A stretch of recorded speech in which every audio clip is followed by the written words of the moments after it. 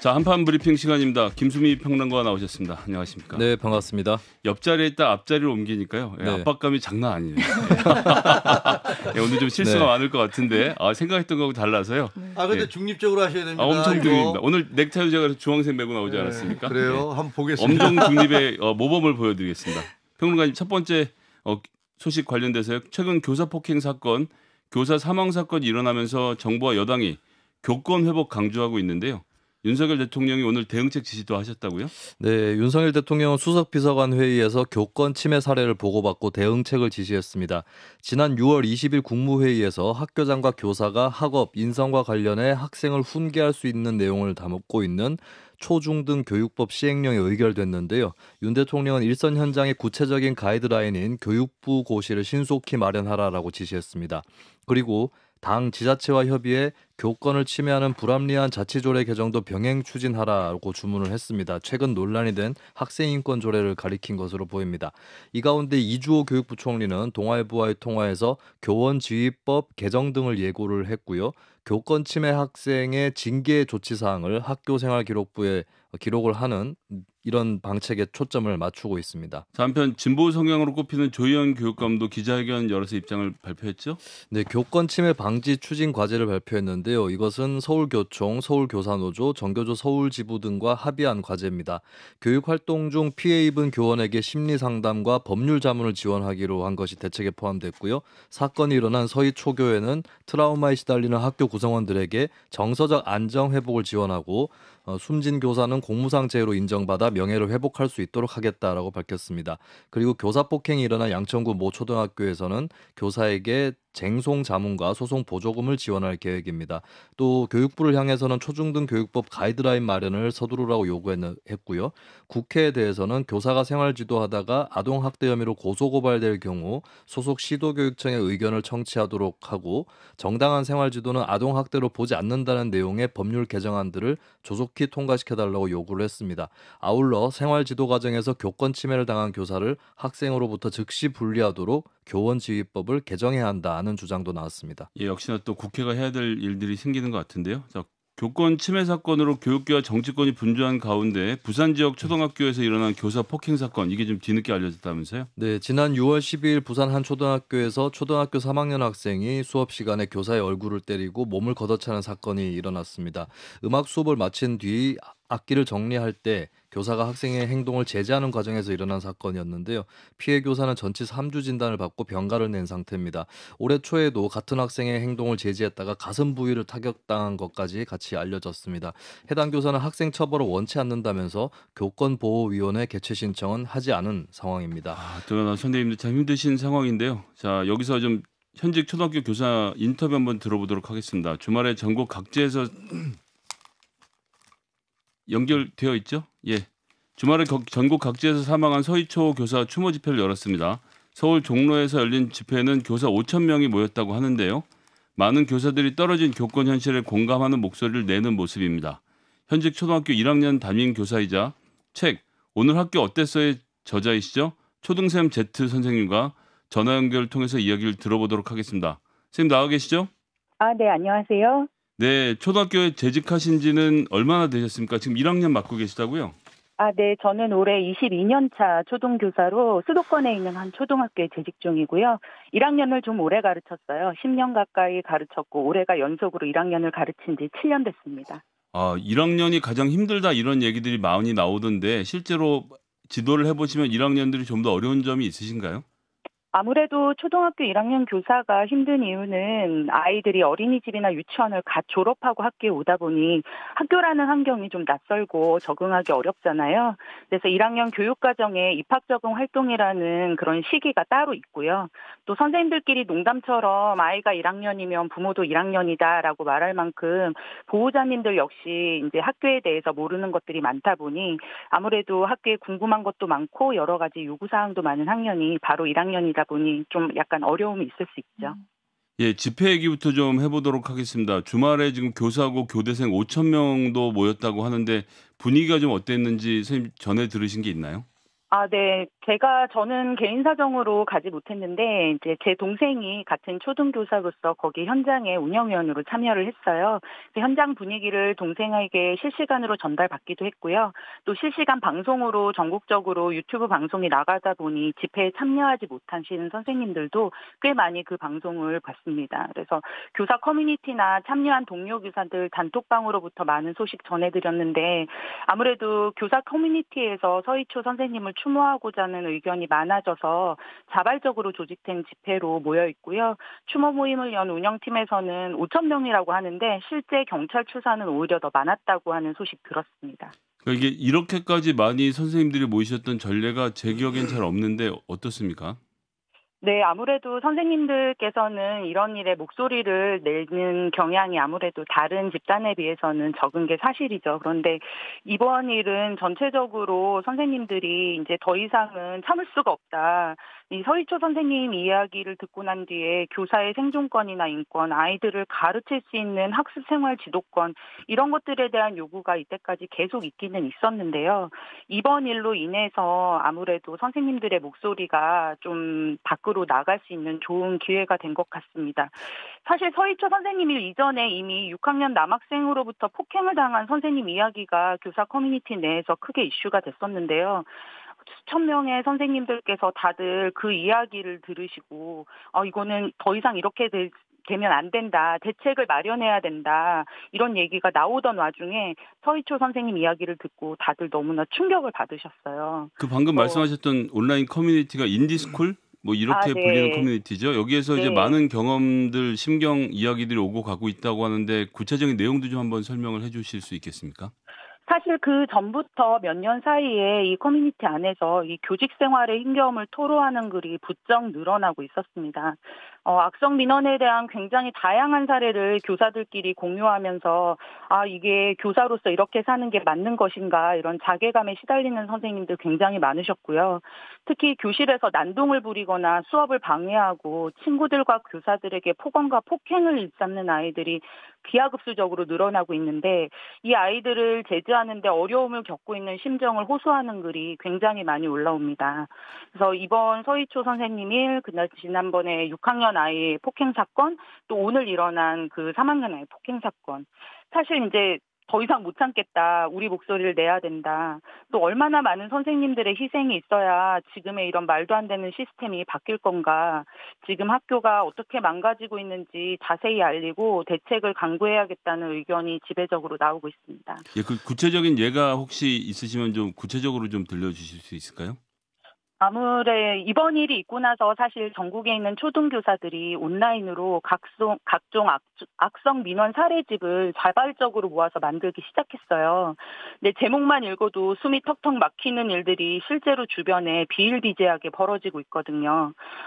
아이가 뾰족한 가위로 친구를 위협해서 너무 놀라서 선생님이 소리를 질러서 그만하라고 막았더니 보호자가 아이가 교사의 소리 지른 걸로 놀라서 밤에 경기를 일으킨다며 교사를 정서학대로 신고하는 경우도 있었고요. 수업을 방해하는 행위를 지속적으로 해서 하지 말라고 제지를 했더니 다른 친구들 앞에서 자신의 아이를 공개적으로 지적을 해서 망신을 줬다고 이거를 아동학대로 신고한다거나 또 선생님들이 이제 이런 일을 겪고 나서는 또 다른 친구들 앞에서 이제 지적을 당한 거에 대해서 문제를 삼으시니까 아이들을 밖으로 불러내서 따로 이야기를 하면 왜 내 아이가 수업을 못 받게 학습권을 침해하느냐 또 이렇게 말씀하신다던가 이루 말할 수 없이 다양한 사례들이 있습니다. 저도 예전에 좀 임신했을 때 만삭일 때 배를 막 발로 차이고 침을 뱉는 아이들을 경험한 적이 있었는데요. 그 당시 학부모님도 좀 예민하신 분들이셔서 또 그 아이가 특수학급 아이다 보니 선생님이 좀 이해하고 넘어가라고 사과를 못 받고 그냥 덮은 적도 있었어요. 근데 기본적으로 이런 종류의 악성 민원에 교사들이 되게 맨몸으로 노출되어 있거든요. 네. 학교 측에서도 무조건 교사한테 사과를 시키고 이를 덮으려는 일도 많이 일어났었고, 그래서 또 선생님들은 또 아이들을 위해서 또 교육적으로 교사니까 너가 아이들에게 그래서는 되겠냐 이런 이야기를 들으면서 좀 자존감이 많이 무너지고 자괴감을 느끼는 와중에도 그동안 이 폭력을 각자 좀 견뎌온 게 사실입니다. 선생님 안녕하세요. 아유 너무 고생이 많으신데요. 근데 지금 선생님 말씀만 들어봐도 학교 현장에서 이렇게 말이 안 되는 행동들이 벌어지고 있는데 그것을 네. 제재할 수가 없다. 제재하면 오히려 교사들에게 문제가 생긴다라고 말씀을 하시잖아요. 그게 네네. 학부모님들의 과도한 개입 때문에 그렇습니까? 아니면 무슨 법률이라든가 조례라든가 이런 것들에 문제가 있는 겁니까? 아니면 학교 당국에서의 어떤 그 학교 당국이 요구하는 내용 때문에 그렇습니까? 저희가 보기에는 도저히 어떻게 학교에서 이런 일이 벌어질 수 있지? 일반 사회에서도 벌어질 수 없는 일인데 제자들에 네네. 의해서 교사들이 폭행을 당하고 학부모들이 와서 뭐 과거의 군사부 일체 이런 얘기를 하고 싶지도 않습니다만 학부모들이 와서 교사들에 대해서 그렇게 무리하게 함부로 대하는 일들이 이게 상시화된 이유가 뭘까요? 사실 그동안 교사들이 학교에서 이런 일이 벌어지고 있다는 것에 대해서 계속적으로 이야기를 하기는 했어요. 근데 그게 지금처럼 이슈화되지 않았을 뿐이라고 저는 생각을 하거든요.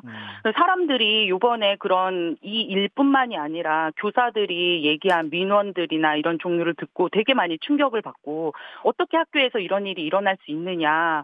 이때까지 이런 일이 일어났는데 아무런 방비도 없이 교사들이 이렇게 지는 게 사실이냐 하고 되게 충격을 많이 받으셨는데요. 실제로 이런 일들이 일어난 지가 최근의 일이 아니라 제가 봤을 때 한 10여 년 전부터 꾸준히 이런 현상이 계속 일어나고 있었고요. 특히 이제 아이들을 제지했을 때 이 아이들을 정서학대나 이런 것들로 인해서 신고하는 학부모들의 사례가 교사들 사이에서 공유되면서 교사들이 굉장히 아이들을 생활지도나 학습지도에 되게 위축된 게 사실입니다. 아이들이 친구들을 때리거나 이제 친구들에게 폭행을 가했을 때 그거를 막으려고 아이의 팔이나 몸을 잡았다가 아이의 신체에 손을 대서 이제 그 선생님이 아동학대로 신고당한 사례는 이루 말할 수 없이 많고요. 아까도 말씀드렸지만 소리를 지르거나 아이에게 큰 소리로 야단을 치거나 하면 아이의 정서를 학대했다고 정서학대로 신고당한 선생님도 너무나 많습니다.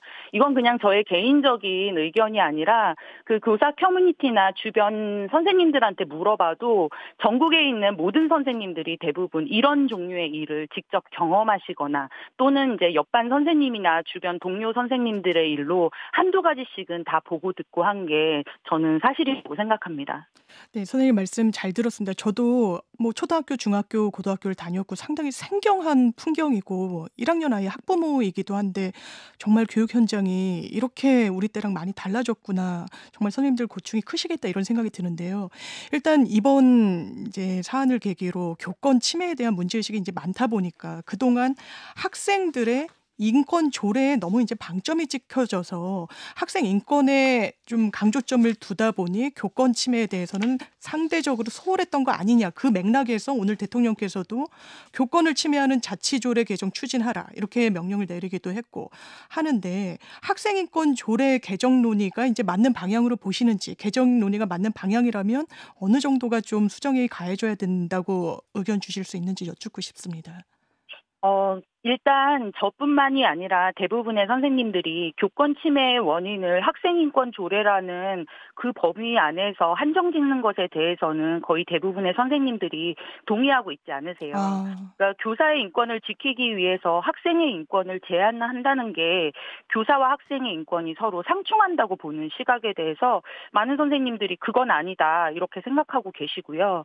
선생님들이 원하는 거는 학생 인권을 보호한다는 이름 아래 교사가 아이들을 올바르게 가르칠 수 있는 권리를 침해당하고 있는 이 현상을 교사를 보호하는 시스템을 만들어서 해결해 주기를 바라고 계십니다.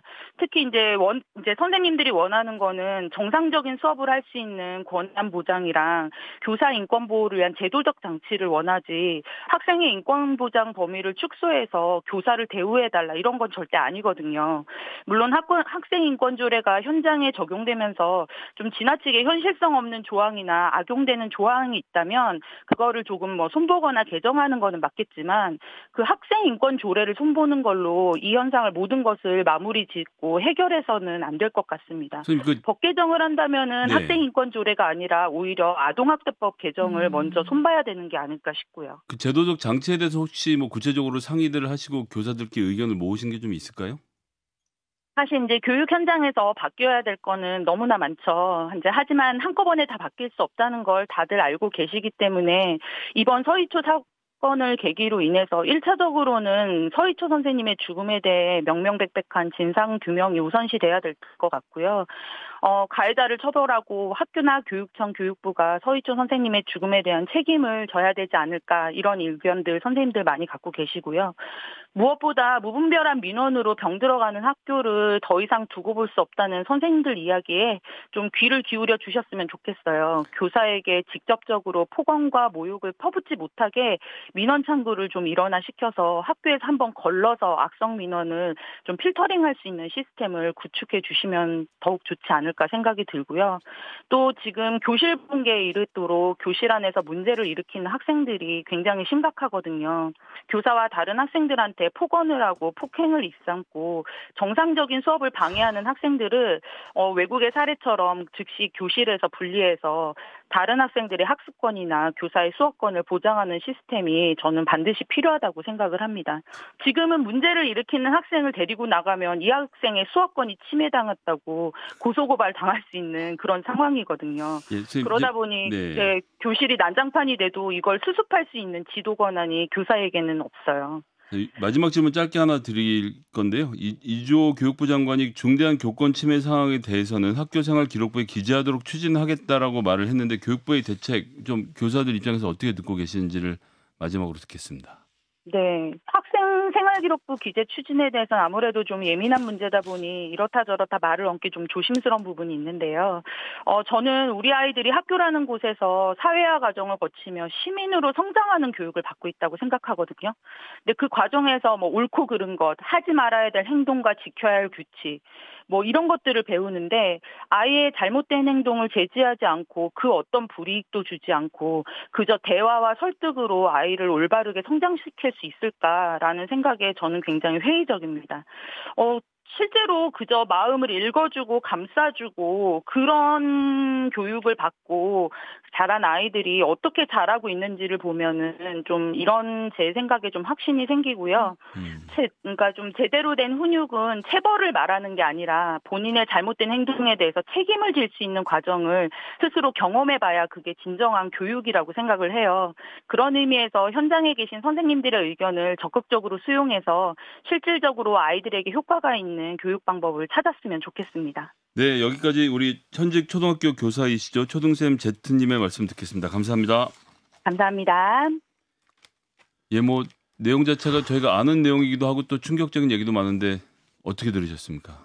아니 정말 이게 문제가 심각하더라고요. 오전에 제가 고등학교 교장 선생님 만났거든요. 근데 교장 선생님 하는 말씀이 애가 자도 몸을 건드릴 수가 없대요. 얘 일어나라고 깨울 수가 없다는 거예요. 그러면 그게 학대법에 해당한다고 뭐 문제를 삼고 지금 우리 선생님도 얘기하셨지만 아이가 막 무슨 다른 애를 때리려고 한다든가 이렇게 막 잡았는데 그러면 그것도 무슨 교사가 폭력을 행사했다라고 학부모가 주장을 하든가 소리를 질러서 너 그러지 마라고 하면 우리 애가 그걸 스트레스 받아갖고 잠을 못 자고 있다라고 하면서 항의를 한다든가 그게 상식적으로 도저히 이해할 수 없는 일들이 학교 현장에서 벌어지고 있더라고요. 네. 근데 그게 저 선생님 말씀 맞다나 학생들의 인권은 반드시 존중돼야 됩니다. 근데 학생들의 인권을 존중한다는 게 교사들의 인권을 무시해도 좋다라는 얘기는 아니잖아요. 근데 그게 지금 그런 식으로 흘러왔단 말이에요. 그리고 교육이라는 것은 옳고 그름에 대한 훈육을 하는 거 아닙니까? 남을 때리면 안 된다. 훔치면 안 된다. 그리고 거기에 대한 체벌이 따른다라는 걸 그걸 옳고 그름을 가르치는 게 교육이에요. 근데 그런 것을 가르치지 못하도록 우리 교육 현장이 돼 있다면 이 교육은 뭐 하려고 하는 건가 이런 생각이 들고요. 네. 이거는 뭐 교육 당국뿐만 아니라 저도 뭐 학부모였습니다만 우리 학부모님들도 정말 심각히 생각해 보셔야 돼요. 민주시민을 기르는 교육을 하고 있다. 그리고 그것을 위해서 건강한 시민, 내일의 어떤 여건들을 만들어낸다는 게 교사들의 목표시잖아요. 근데 지금 같은 상황에서 성장한 아이들이 과연 건강한 시민으로서 글쎄 우리의 미래를 어떻게 제대로 이끌어 나갈까 이런 부분들에 대해서도 걱정이 됩니다. 정민 변호사님은 어떻게 들으셨습니까? 선생님 하신 말씀 중에 정말 와닿았던 게 그 아동복지법 위반이 다 형사처벌 규정을 갖고 있는데요. 정서적 학대라고 비교적 굉장히 포괄적으로 해석될 수 있는 그 행위도 형사처벌이 됩니다. 제가 했던 케이스에서는요. 이게 어린이집이었는데 아이들이 이제 똥오줌을 못 가리잖아요. 그러니까 기저귀를 2개를 채워준 거예요. 셀까 봐. 부모가 아동학대로 고소했었습니다. 아, 그리고 아이가 너무 울어서 좀 안정을 취하라고 작년에 봐주신 선생님 반으로 보냈어요. 한 일주일. 아동학대로 그 건은 기소까지 됐었습니다. 최종적으로 무죄를 받긴 했거든요.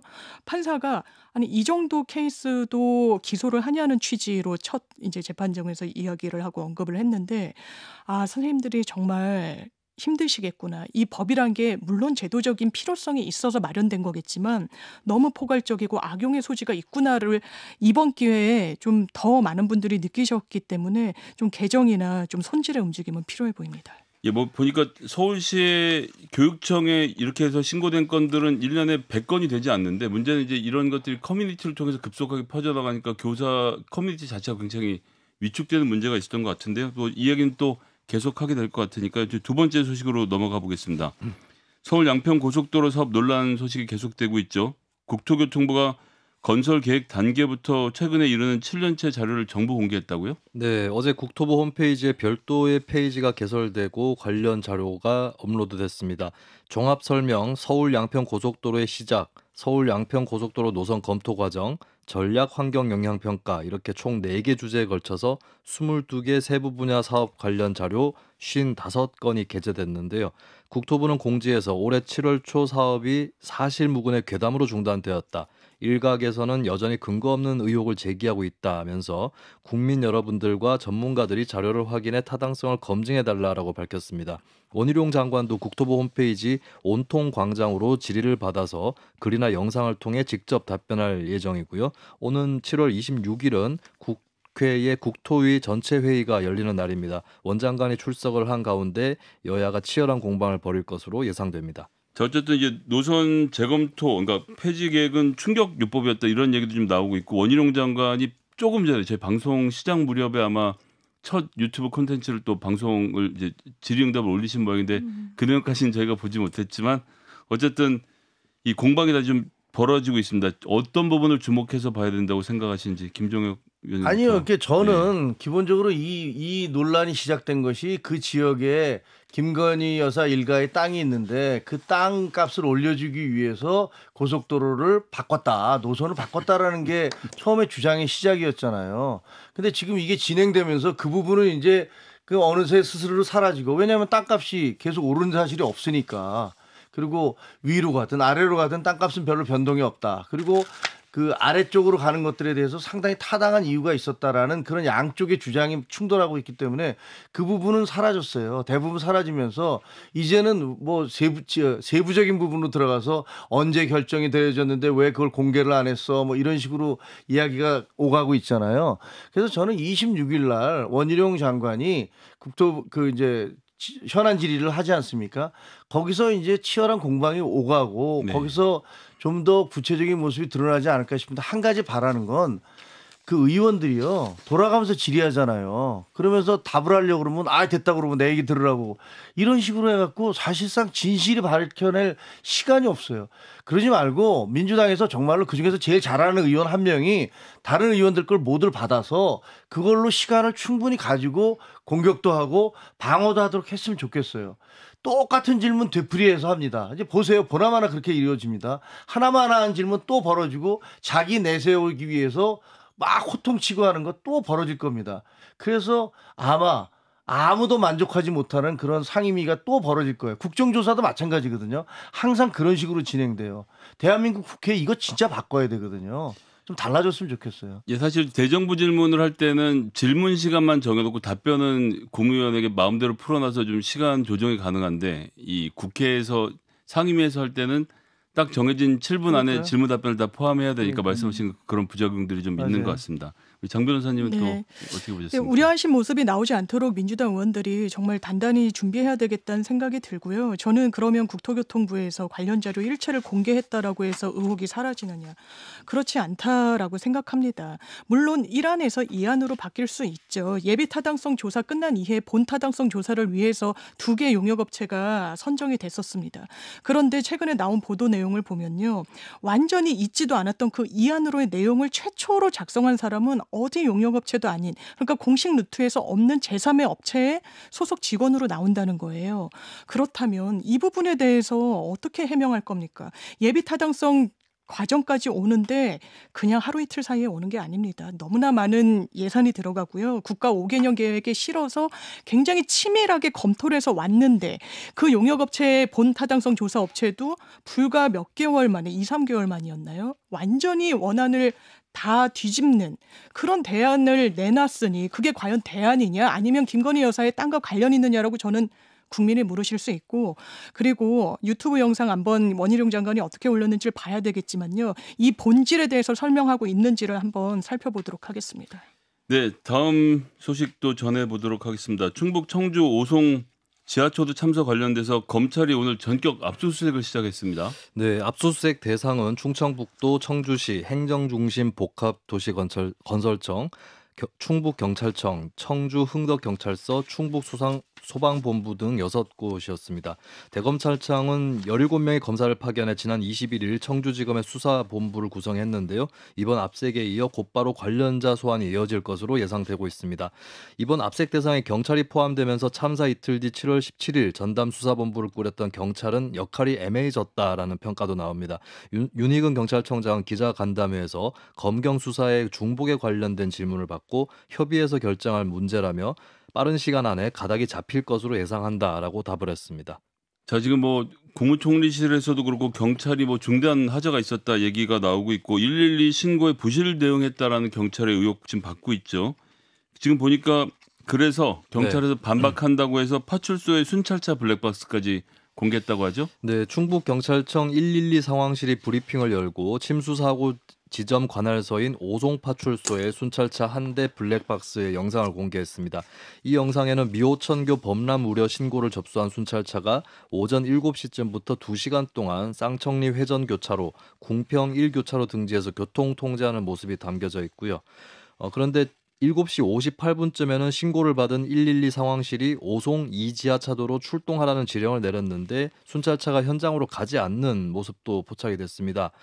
그럼에도 흥덕경찰서 상황실은 당시에 신고 접수 10분 만에 해당 신고를 도착 종결 처리로 마무리를 지었는데 이에 대한 의문은 브리핑에서도 해소가 되지 않았고 취재진 또 질문이 있었는데요. 경찰은 수사 중인 사안이라면서 즉답을 피하는 한편 사건 당일 경찰관들이 아무런 조처를 취하지 않았다거나 현장에 출동하지 않았다는 오해의 소지를 해소하려 했던 것이다 라고 브리핑 취지를 설명했습니다. 그럼에도 불구하고 오해는 해소가 되지 않은 상태인 거네요.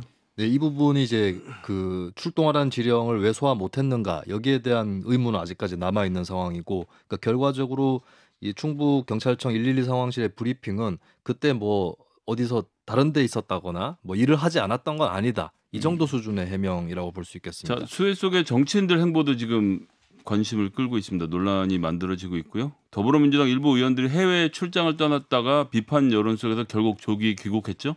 네, 지난 23일 민주당 소속 박병석, 박정, 최기상, 윤준병 의원 등 4명은 베트남과 라오스 방문을 위해 5박 6일 일정으로 출국했습니다. 2달 전에 있었던 베트남 국회의장의 초청에 따른 일정이었는데요. 출장단에는 국민의힘 의원 1명이 포함돼 있었지만 당의 해외 출장 자제령 때문에 일정을 취소했습니다.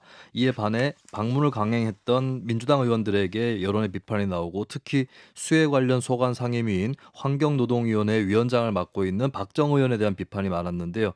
결국 민주당 원내 지도부는 부적절하다는 의견을 출장단에 전달했고 전직 국회의장으로서 베트남 국회의장과 공식 일정이 예정돼 있는 박병석 의원을 제외하고 나머지 세 의원은 내일 중으로 조기 귀국하기로 결정했습니다. 자, 그런가 하면 또 국민의힘도 조혜진 의원 지역구의 음식점에서 뒤풀이하면서 술 한잔 하셔서 또 문제가 되고 있네요.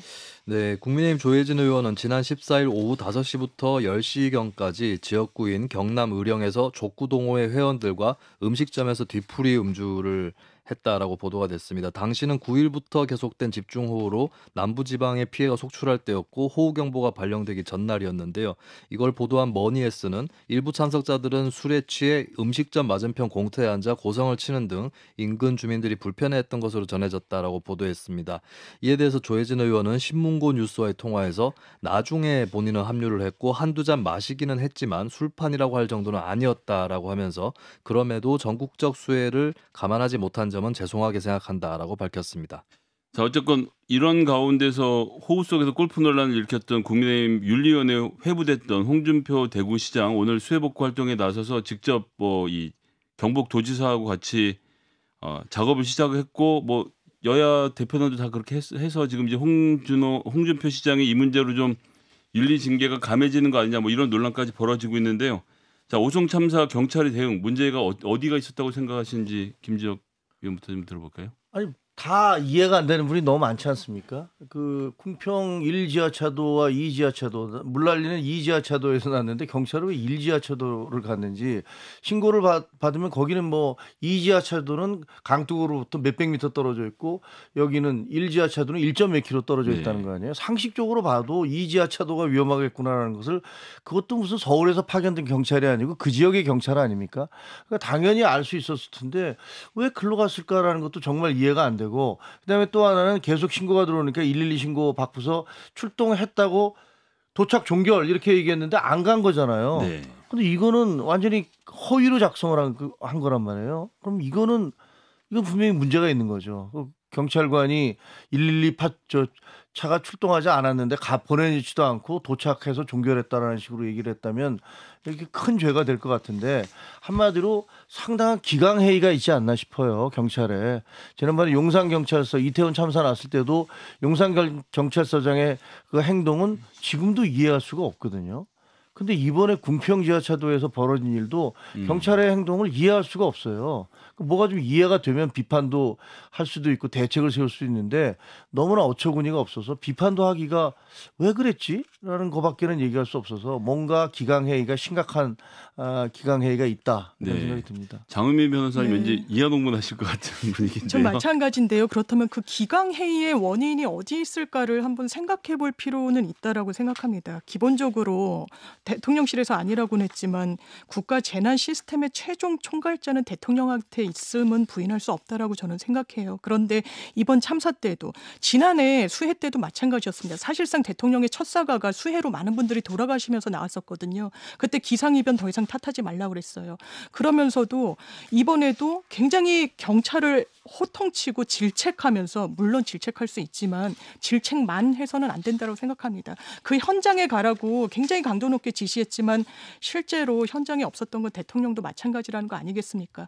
그리고 충북도지사 뭐라고 그랬습니까? 내가 빨리 간다라고 해서 그렇게 뭔가 해결되는 상황이 아니었다라고 얘기합니다. 그러면 밑에서 현장에서 일하는 공무원들이 무슨 생각을 할지 한번 생각해 봤습니다. 위에서는 책임을 전가하고 나는 내 탓이 아니라고 이야기하는 지도자들을 보면서 내가 온전히 책임을 감당할 거라고 그리고 그래야만 한다라고 생각하는 공직자들이 과연 많이 남아있을지 의문이라는 생각이 들고요. 그래서 집권 세력이 중요하고 거기에 대한 모범을 보이는 게 중요하다는 생각을 다시 한번 하게 됐습니다. 이게 짧은 반론을 해야 되겠는데요. 대통령도 현장에 없긴 마찬가지다라고 얘기한 건 정말 정쟁을 위한 발언인 것 같다는 느낌을 받아요. 왜냐하면 그때 대통령은 외교하기 위해서 우크라이나에 가 있었습니다.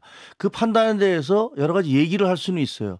하지만 전국에서 벌어지는 그 수많은 현장에 대통령이 어떻게 거기를 다 갈 수가 있습니까? 그런 거 가라고 경찰도 있고 소방서도 있고 구청도 있는 겁니다.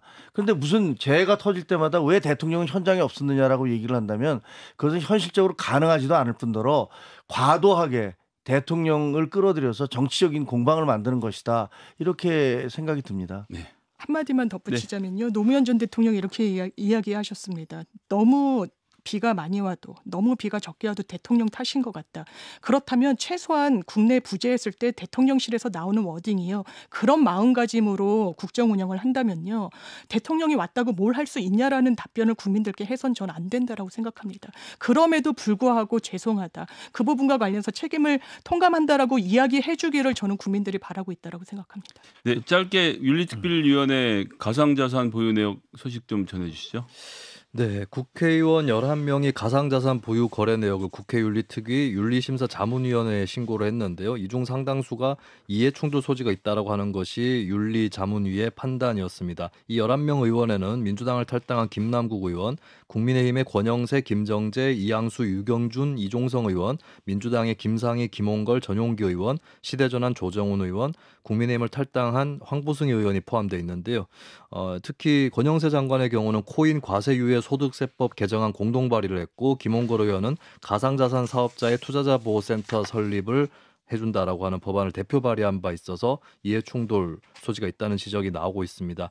이에 대해 권영세 통일부 장관은 3, 4천만 원으로 시작해서 2천만 원 가까이 손해를 보고 그만뒀다고 해명을 했고요. 또 지난 3년간 500회가량 거래를 했고 업무 시간 중 거래도 있었다라고 파악된 것에 대해서는 권 장관은 업무 시간 이전에 걸어둔 예약 거래가 체결된 것이다라고 해명을 했습니다. 김홍걸 의원의 경우는 상속세 충당을 위해 시작을 했고 법률이나 윤리 규범 위반은 일절 없었다라고 해명했습니다. 자, 저희 여기까지 살펴보고요. 그 추가로 논란이 됐던 권영세, 김홍걸 의원 등의 가산 자산 투자 어떻게 보시는지에 대해서 좀 짧게 한 마디씩 들어보도록 하겠습니다. 저는 기본적으로는 그 마녀 사냥하면 안 된다고 생각해요. 왜냐하면 그때 당시에 코인 거래가 불법은 아니었잖아요. 이게 예를 들면 마약이라든가 무슨 뭐 그런 것들을 거래한 것과 같은 식으로 받아들여서는 안 된다고 생각하는데, 근데 지금 내용을 보면은 이해 충돌 소지가 있다는 부분도 있잖아요. 이 부분은 분명히 본인들에 대해서 해명을 받아야 되고, 그다음에 거기 문제가 있다면 거기에 대한 책임도 따라야 된다고 생각합니다. 하지만 김남국 의원의 코인으로부터 시작된 것들인데 이런 것들을 다른 사람들이 코인을 그 이전에 아무런 뭐 예를 들면 알고 싶어서 들어가 본 사람도 있었을 네네. 것이고, 근데 그런 부분들까지 싸그리 전부 다 코인 갖고 있었으니까 너는 죄인이다 이런 식으로 가는 것은 올바른 해법은 되지 않는다라고 생각을 합니다. 그럼 이제 액수나 횟수로 판단이 좀 이루어지겠죠? 이루어져야죠. 장 변호사님. 네, 그래서 아마 권영세 장관과 김홍걸 의원이 제일 많이 거론이 되는 것 같은데요. 말씀대로 마녀 사냥식은 안 되겠지만 같은 잣대로 입안한 법률과 관련이 되는지, 상임위 활동과의 연관성은 있었는지, 그리고 이 뭐 코인 관계, 뭐 게임 업체들과의 접촉이 있었는지 여부는 한번 이번 계기로 살펴볼 필요는 있다라는 생각이 듭니다. 네, 오늘 한판 브리핑 여기까지 듣도록 하겠습니다. 김수민 평론가님 수고하셨습니다. 고맙습니다. 좋아요. 구독, 알림 설정.